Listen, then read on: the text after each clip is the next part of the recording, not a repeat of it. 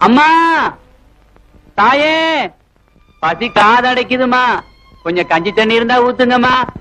இந்தாப்பா, எங்க மாமா உடம்பு சரியில்லாம வீட்டுக்குள்ள படுத்திருக்காரு, நீ சத்தம் போடாதே, இப்படி வா. இந்தா ₹1. எங்கேயாவது போய் வயிறு நிறைய சாப்பிடு. தாயே, நீங்க மகராசியா தீர்க்க சுமங்கலியா இருக்கணுமா. வாய் நிறைஞ்சு பேசுற வார்த்தைகளுக்கு மட்டும் இங்க பஞ்சமே இல்லப்பா. தாயே, பேசுற வார்த்தைகளை மட்டும் இங்க காசு கொடுத்து வாங்க வேண்டியதே இல்ல. சரி சரி, போயிட்டு வா.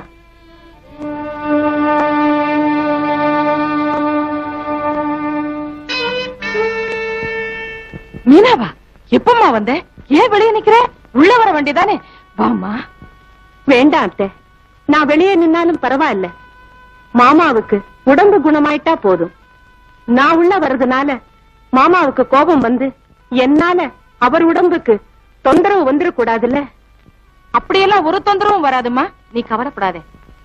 மோகன் நல்லா இருக்கானா? உங்க 2 பேருடைய தனி குடுத்தனம் எல்லாம் திருப்தியா இருக்கா? அத்தை, நாங்க நல்லா இருக்கிறோம்.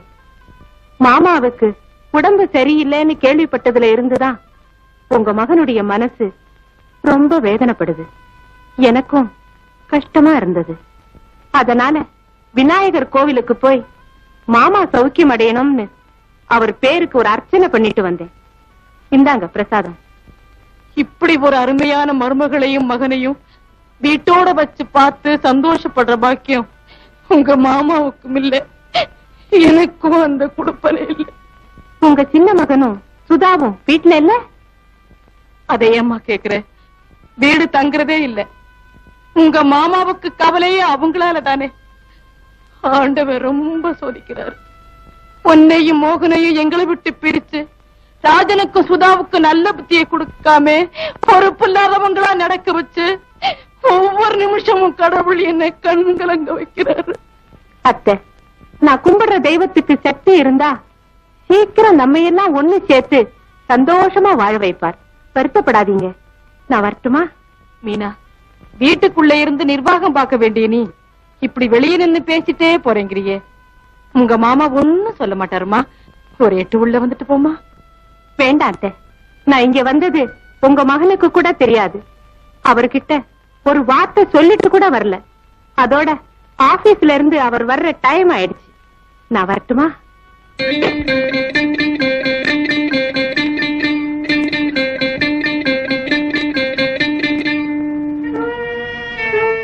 மீனா, எனக்கு தெரியாம நீ வந்த, உனக்கு தெரியாம நான் வந்துட்டேன் பாத்தியா. உண்மையான மனசோட ஆத்மார்த்தமா உள்ளவங்க ஒருத்தர் ஏமாத்திக்கவே முடியாது. மோகன், அம்மா, அப்பா எப்படி இருக்காரு? ஒரு நேரம் பிரஷர் ஜாஸ்தியா இருக்கு, ஒரு நேரம் நல்லா இருக்கு. அதனால உங்க அப்பா மனக்குழப்பம் இல்லாம படுக்கையிலேயே இருக்கணும்னு டாக்டர் சொல்றாருப்பா. பாத்தீங்களா, இந்த மாதிரி நேரத்துல நீங்க சதா அழுது அப்பா மனசு கோயாக்கிடாதீங்க.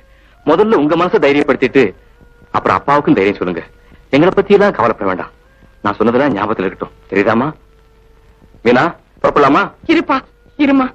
நீங்க 2 பேரும் வீட்டுக்குள்ள வரவே மாட்டீங்களா? அம்மா, அப்பா வாயால எப்ப எங்களை வீட்டுக்குள்ள வாழ கூப்பிடுறாரோ அப்பதான் வரும்னு உங்க மருமக அன்னைக்கே சொல்லிட்டாளே. அதை பத்தி எல்லாம் நினைக்காதீங்க. நாங்க வரோம். மீனா, கமான்.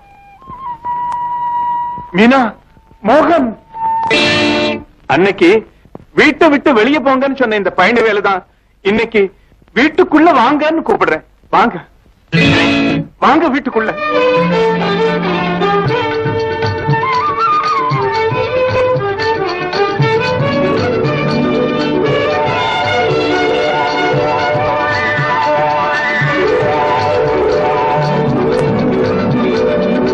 மீனா, மோகன், அன்னைக்கு நீங்க 2 பேரும் இப்படி கும்பிட்டப்போ வாழ்த்து கூட சொல்லாம விரட்டி அனுப்பிச்சேன் இல்லையா? அந்த தவறை இப்ப உணர்ந்துட்டேன். இன்னைக்கு வாய் நிறைஞ்சு உங்களை வாழ்த்துறதோட மட்டும் இல்லாம நீங்க 2 பேரும் இனிமே என்னோட இந்த வீட்டுல தான் இருக்கணும். ஏதாவது நான் தவறா பேசியிருந்தாலும் நீங்க 2 பேரும் என்ன மன்னிச்சிருங்க. அப்பா, அப்படிலாம் சொல்லாதீங்க. அடிக்கவும் ஆதரவு காட்டவும் உங்களுக்கு இல்லாத உரிமையா? மாமா, என்னைக்கு நீங்க கூப்பிடுவீங்க, எப்ப வந்து உங்களுக்கு தொண்டு செய்வோம்னு நாங்க காத்துக்கிட்டு இருந்தோம். மீனா, வெயிலுடைய கொடுமை நிழலுக்கு போனா தெரியும்னு சொல்லுவாங்க. அதே போல இன்னொரு மருமக இந்த வீட்டுக்கு வந்ததுக்கு அப்புறம் தான்மா உன்னுடைய பெருமை எனக்கு நல்லா தெரிஞ்சது. புருஷனுக்கு அடங்கி பெரியவங்களை மதிச்சு மரியாதையோடு நடக்கிற மருமகளா வாச்சிட்டா அந்த பொண்ணு எந்த நாட்டை சேர்ந்தவளா இருந்தா என்ன, நாடு முக்கியம் இல்லம்மா, பண்பாடுதான் முக்கியம். ரெண்டு இருக்கு. அதனால மீனா, இன்னையில இருந்து நீயும் மோகனும் இங்கதான் இருக்கணும். அப்பதான் உங்க மாமா உடம்பு சீக்கிரம்